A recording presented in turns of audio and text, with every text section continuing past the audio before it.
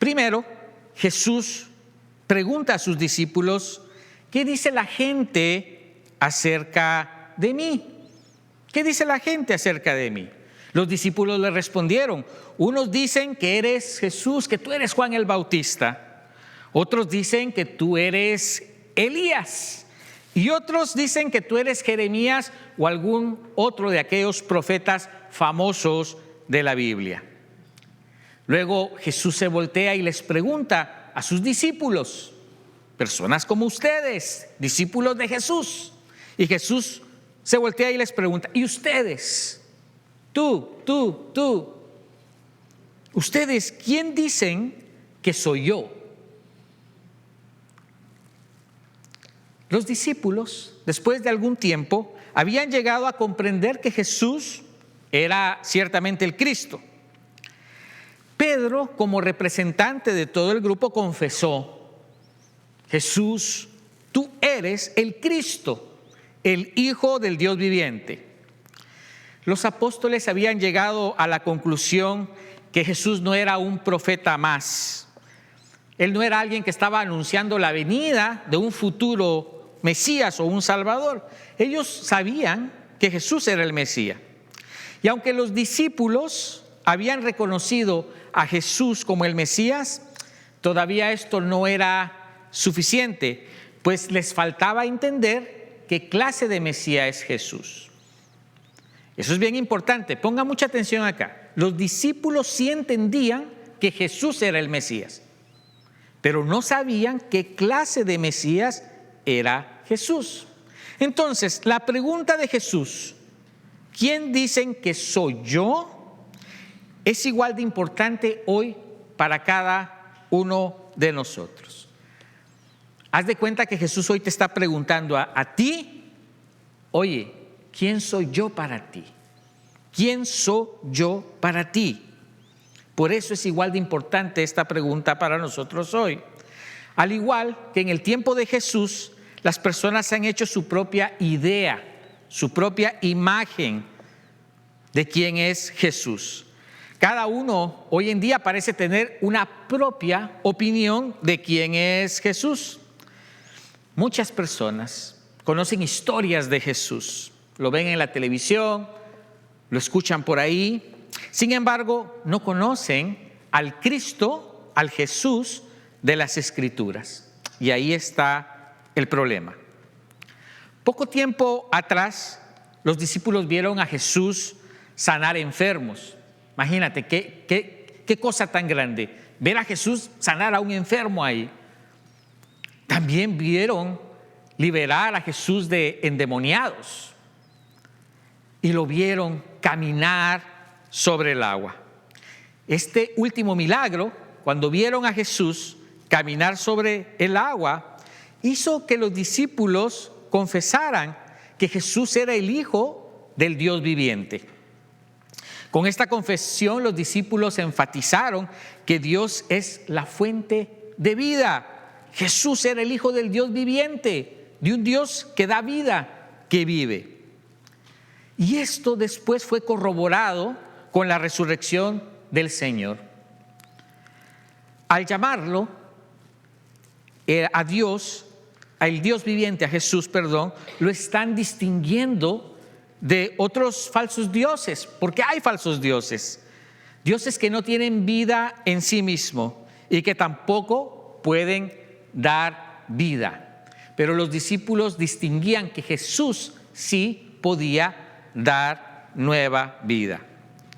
Jesús le dijo a Pedro: bienaventurado eres, Simón, hijo de Jonás, porque no te lo reveló ningún mortal, sino mi Padre que está en los cielos. La vida de Jesús, las palabras de Jesús, palabras de vida eterna, han generado ya en los discípulos fe.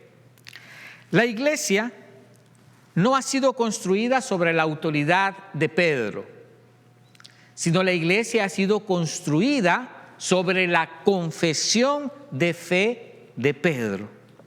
Solo Cristo es el cimiento sobre el cual la iglesia cristiana puede ser edificada.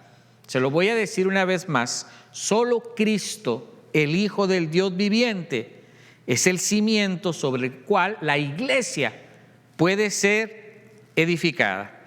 Solo Cristo es el fundamento de la fe. Y cada miembro, todos ustedes, cada uno de nosotros, cada miembro es llamado a ser una piedra viva. ¿Escuchó bien? Cada miembro es llamado a ser una piedra viva que confiesa con palabras, pero también con hechos, con acciones, que Jesús es el Señor. ¿Está usted confesando hoy con hechos y con palabras que Jesús es el Señor? Es consolador para cada uno de nosotros saber que en medio de las pruebas, porque enfrentamos pruebas como iglesia, como individuos, como miembros de la iglesia de Cristo, enfrentamos pruebas, pero es consolador saber que la iglesia que confía y confiesa a su Señor de hecho y de palabra, siempre es victoriosa. Aún la muerte no puede vencerla. La muerte no es capaz de vencerla, porque descansamos en las promesas del Hijo de Dios, que vive y que reina para siempre. Y ese es gozo suyo y mío. El versículo 19 dice: a ti te daré las llaves del reino de los cielos. Todo lo que ates en la tierra será atado en el cielo, y todo lo que desates en la tierra también será desatado en los cielos. Déjeme preguntarle esto. Casi todo el mundo usa algún tipo de llave todos los días. ¿Usa usted algún tipo de llave todos los días? ¿Sí? ¿Usó alguna llave para cerrar su casa hoy? ¿Para arrancar el automóvil? ¿Sí? Todos usamos algún tipo de llave todos los días. Pues tenemos esas llaves, las llaves del automóvil, las llaves de la casa y para muchas otras cosas más. Hay cosas importantes o que queremos tener con seguridad y para eso usamos las llaves. Y no pensamos mucho en nuestras llaves hasta que de repente las perdemos. Usted no piensa mucho en la importancia de sus llaves hasta que usted dice: ¿dónde está la llave? ¿En dónde la dejé? O aún peor, cuando usted ve la llave dentro de su automóvil y la temperatura allá afuera está que lo quema a usted. Y entonces usted se da cuenta qué importante una pequeña llave puede ser. Pues Jesús ha confiado las llaves del reino de los cielos a usted y a mí, a su iglesia. Nosotros hemos recibido la autoridad del Señor para distribuir algo que es sumamente necesitado e importante: el perdón divino. La iglesia está llamada a eso.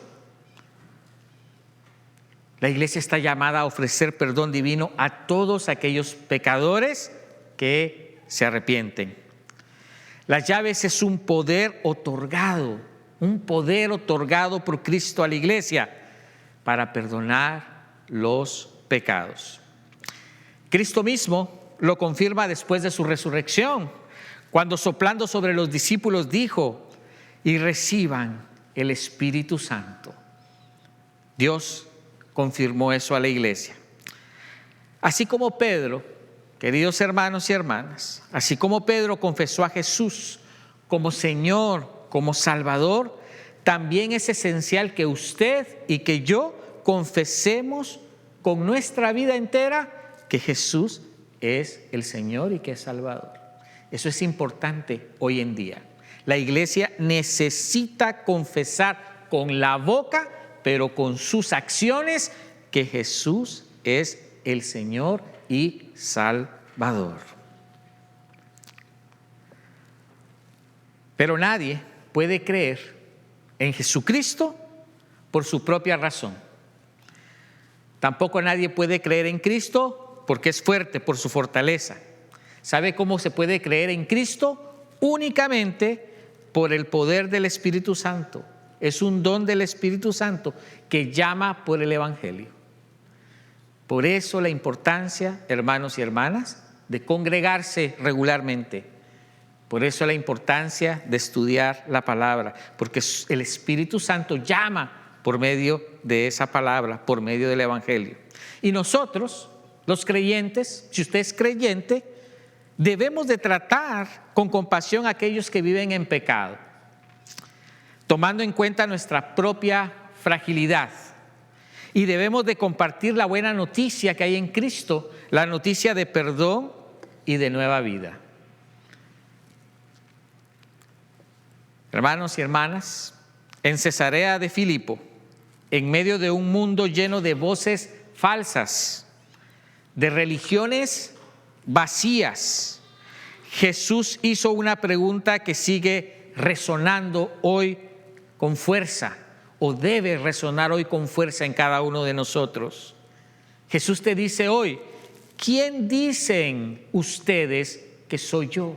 ¿Quién dices tú, dice Jesús, que soy yo? ¿Quién soy yo, dice Jesús, para ti? Y esa pregunta es la pregunta que lo cambia todo. Porque dependiendo la respuesta que tú des, quién es Jesús para ti, de eso depende quién eres tú, cómo es tu vida. Porque si Jesús es tu Señor, si Jesús es el número uno en tu vida, si a Jesús escuchas, si a Jesús sigues, si crees en el perdón de Jesús, si crees en la promesa de vida eterna, eso cambia tu vida. No puedes ser el mismo. Por eso, reflexiona: ¿quién es Jesús para ti hoy? ¿Qué lugar ocupa Jesús hoy en tu vida, en tu corazón? Esta pregunta no se puede responder por mérito humano. No es posible responder quién es Jesús por mi propia fuerza, por mi propio conocimiento, por mi propia inteligencia, por mis propios esfuerzos. No podemos responderle así. Solo podemos responder quién es Jesús cuando el Padre nos lo revela, cuando el Espíritu Santo nos lo revela, y eso se nos revela en las Escrituras. Así también nosotros creemos y confesamos solo por obra del Espíritu Santo. Usted no puede confesar a Jesús como su Señor, como su Salvador, si no es por obra del Espíritu Santo. Y el Espíritu Santo obra por medio de la palabra de Dios. Entonces sí podemos confesar que Jesús es el Cristo, el Hijo del Dios viviente, un Dios que está vivo y un Dios que produce nueva vida en aquellos que están muertos. Ese es Jesús. Y debemos, hermanos y hermanas, de proclamar de palabra y de obra esa verdad. Debemos de proclamar de palabra y de obra esa verdad, porque esa es la verdad que sostiene a la iglesia. Esa es la verdad que sostiene a la iglesia, que Cristo es verdadero Dios y verdadero hombre, que vivió cuando estuvo acá, vivió por nosotros, que también Jesús murió por nosotros, y aún más importante, que Jesús resucitó por nosotros. Y ese es nuestro Señor y Salvador, aquel que vivió una vida perfecta, que murió en la cruz, que pagó por los pecados de todos nosotros, pero que resucitó. Es un Dios de vivos, es un Dios que genera nueva vida. Y si esta confesión es verdadera, si realmente creemos que Jesús es el Cristo, el Hijo del Dios viviente, entonces simplemente no podemos guardarla para nosotros, tenerla ahí. No se puede. Si esta confesión de Pedro es suya también, usted no la puede guardar o tenerla por ahí. No se puede. El mundo necesita escuchar lo que el Padre ha revelado a su iglesia. Hoy más que nunca la gente necesita escuchar. La iglesia está llamada a confesar con valentía, pero también con compasión, que Jesús es el Hijo de Dios y el Señor y el Salvador del mundo. Porque como dice la Escritura, termino con esto: como dice la Escritura, si confiesas con tu boca que Jesús es el Señor y crees en tu corazón que Dios lo levantó de entre los muertos, serás salvo.